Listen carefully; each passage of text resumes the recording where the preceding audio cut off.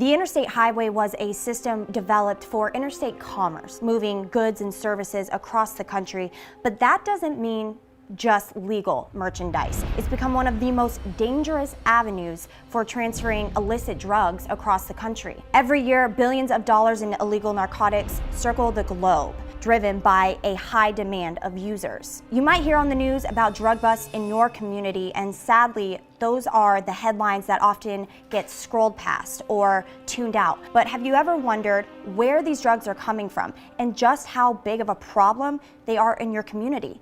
I went out to get those answers.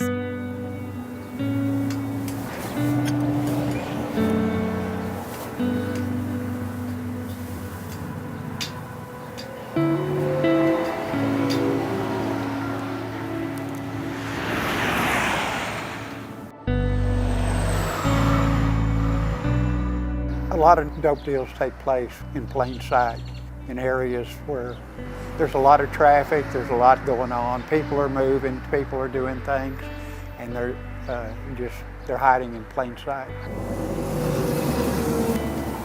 I first set out to speak with someone who knows the West Texas roads and crime like the back of his hand, Terry Lowe. He used to work for the Permian Basin Task Force back in the day, and now he's with the Tom Green County Sheriff's Office. He spent 43 years in law enforcement working criminal investigations.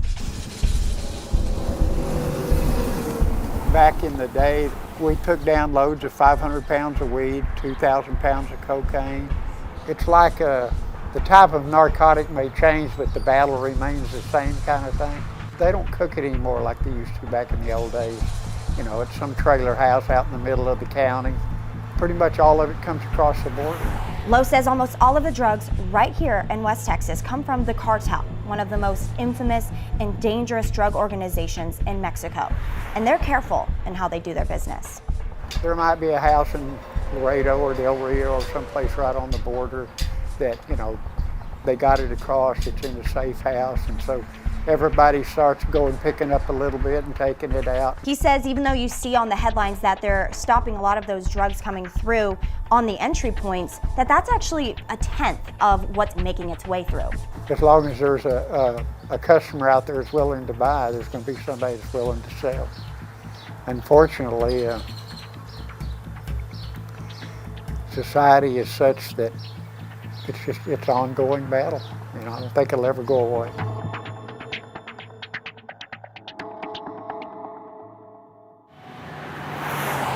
Drug busts happen on our interstate highways all the time. That might be the more glamorous way to catch a big bust and make the headlines. However, I spoke with Randy Milliken with the Kimball County Sheriff's Office. He said that the drug busts on our highways isn't the biggest problem. It's when those drugs make it into their small communities.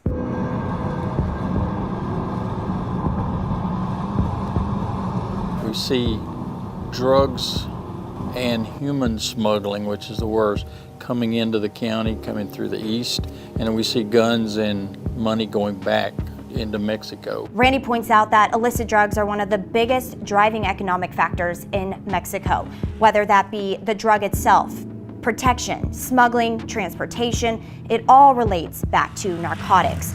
We had a group, they were driving a particular style of truck, and they were wearing black clothes. One of our deputies finally got one of them to stop, and he pulled over, and they waited each other out because he's waiting for the deputy to get out and walk up there. And when the deputy finally opens his door, the guy takes off again, and the deputy has to get back in. He chases him. The guy pulls over, gets out, and he's wearing all black. And he runs over to a fence and bounces and just bounds over the fence to the other side, and we haven't seen him since. And the pickup is full of marijuana. They would take the passenger seat out, put bales of marijuana in, and take the headrest and stick it down in the bale of marijuana where it looked like a seat. And you get there and there's nothing but marijuana inside. And they're willing to walk away from those. There's one of the cartels. Authorities try their best to keep up with the cat and mouse chase, but as soon as officials catch on to something, traffickers develop different ways to obscure their cargo. I've seen crack cocaine in baby diapers. A child is secured in a safety seat and it's got crack cocaine in its diaper. People don't care. The hiding places are endless. You know, inside a hollow door. We found drugs inside a crucifix hanging on the wall. They're ingenious. I mean, it behooves them to find other ways. When we get wise to one way, they go another direction. In their drug roundup a couple years ago, the Kimball County Sheriff's Office arrested 29 Junction residents, all of which they knew. In a small town like that, 29 people is a lot. You know, we traced a lot of ours coming out of San Angelo. The larger the city, the larger the problem. But it's more evident in our small communities because we live with these people, we work with these people, we know their mothers, their dads, and it's what makes it really hurts in a small community because you see people that you've known all your life or all of their life, you see them wasting their lives with this. There's property crimes, trespassing, assaultive behavior when people are high on drugs. They can't find a job here because people know their history, know who they are, know they're undependable, and don't want them in their place of business because customers don't want to be around them as well. Then that leaves you one option, steal to get the money because you're not going to do without it.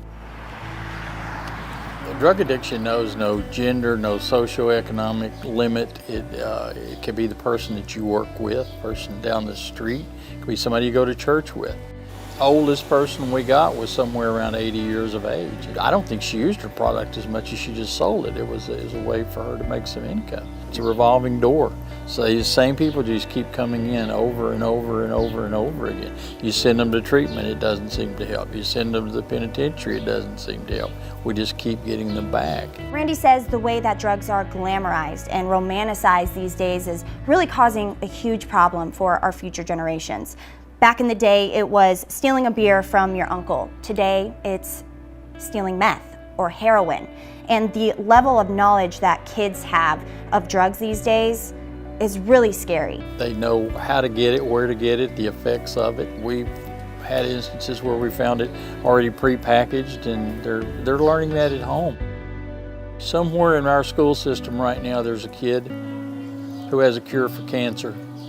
And our responsibility as caring, knowledgeable, mature people is to see that that child lives. He doesn't poison himself with some chemical or some substance, and we live to see him realize his full potential and not die from an overdose or from a car accident or get shot by someone because of his behavior. That's our goal, that's our role. That's why we've decided it's far more important to have an impact on our community than it is on people traveling through our community on an interstate highway. Fortunately, there are things being done to stop this problem. However, the truth is for every pound that gets stopped at the border, data shows that another 10 pounds or so gets through.